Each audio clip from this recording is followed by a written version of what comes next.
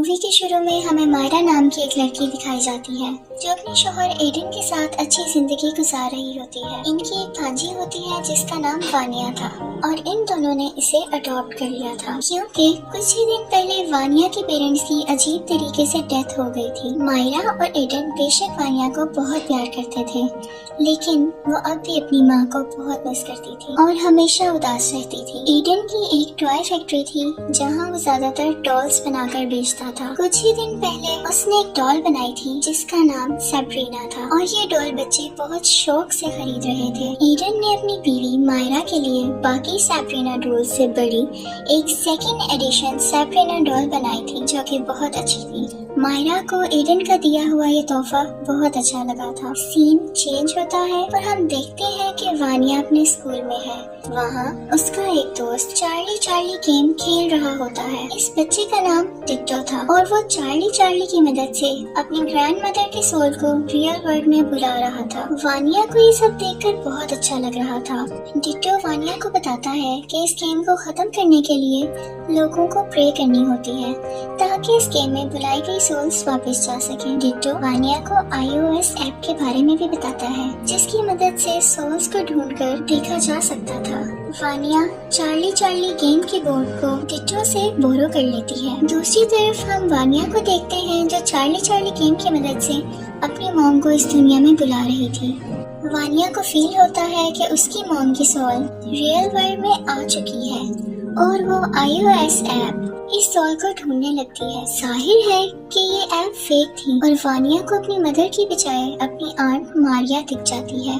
मायरा वानिया को उसके कमरे में सुला देती है और सोने से पहले उसे सैब्रीना डॉल भी देती है। जब वानिया सो रही होती है तो हम सैब्रीना डॉल की आइज को मूव करता हुआ देखते हैं which means चार्ली गेम से वाकई कोई सोल आई थी और अब वो सैब्रीना डॉल के अंदर थी। नेक्स्ट डे हम सैब्रीना डॉल को घर में अपने आप जगह बदलते हुए देखते हैं जिसे देखकर वो डर जाती है। रात को जब वानिया दोबारा उस iOS ऐप को यूज करती है तो उसे कोई सोल नजर आती है जो असल में एक डमी थी। फिर तभी कोई सोल वानिया को अलमारी में खींच लेती है।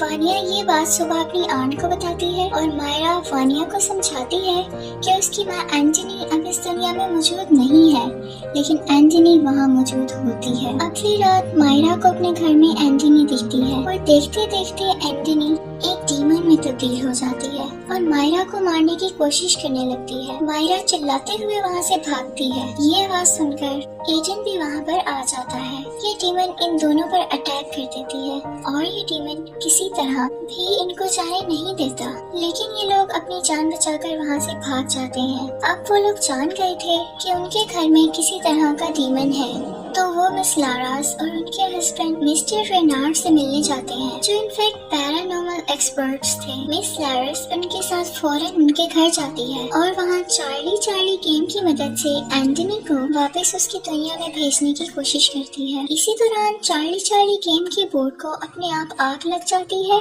और वो जलने लगता है और घर की लाइट भी ऑफ हो जाती है। अंधेरे में ये डीमन वानिया को अपने काबू में कर लेता है और वानिया मिस लारास पर हमला कर देती है ताकि वह सब ना करे।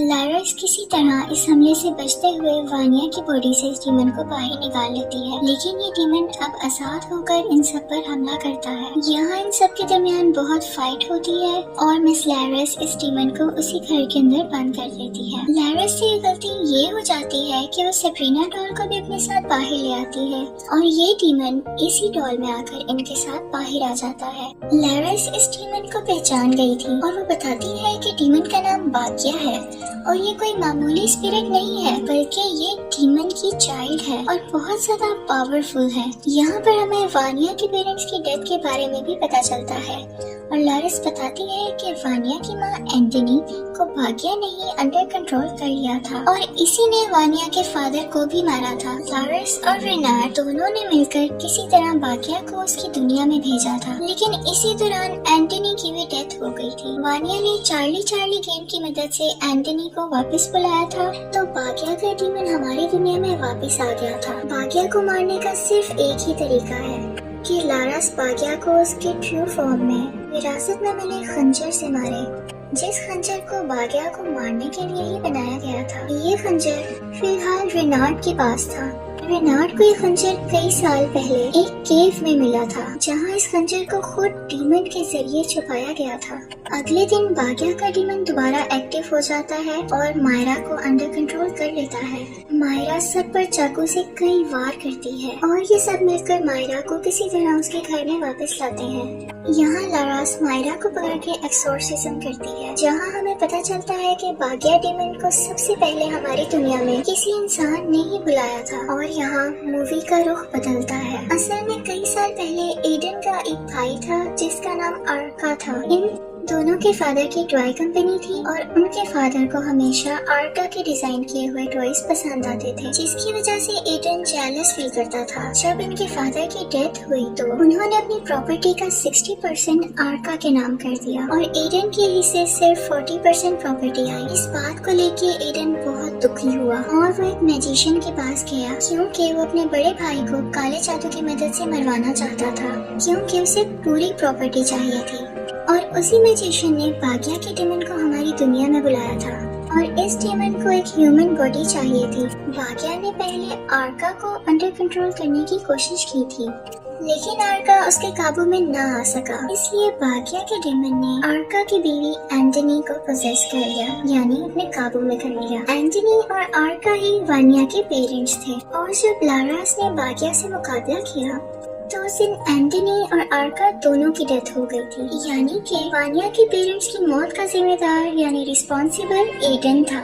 दूसरी तरफ देखा जाए तो बाग्या के डीमन को एक और इंसानी जिस्म की जरूरत थी और वो एडन को ही अंडर कंट्रोल कर लेता है, क्योंकि एडन का जिस्म काफी मजबूत था। पोजेस्ड एडन इन सभी पर हमला कर देता है और रेनार्ड किसी तरह इस डीमन को एडन के जिस्म से बाहर निकालता है। अब ये डीमन अपनी असली शक्ल में लारास पर हमला कर देता है और इसी दौरान लारास विरासत में मिले उस खंजर से बाग्या के डीमन को हमेशा के लिए मार देती है। फिर मूवी का एंडिंग सीन दिखाया जाता है, जहाँ पर पुलिस एडन को अरेस्ट कर लेती है और फिर हम देखते हैं कि वानिया और मायरा हंसी खुशी एक दूसरे के साथ जिंदगी गुजारती हैं। कुछ ही टाइम बाद लारास और रेनार्ड को एक पैरानॉर्मल डॉल के बारे में एक और खबर मिलती है। उसे पता चलता है कि इस डॉल के मुतालिक एक और केस आया है और इसके आगे कुछ नहीं दिखाया जाता। यहाँ पर मूवी खत्म हो जाती है।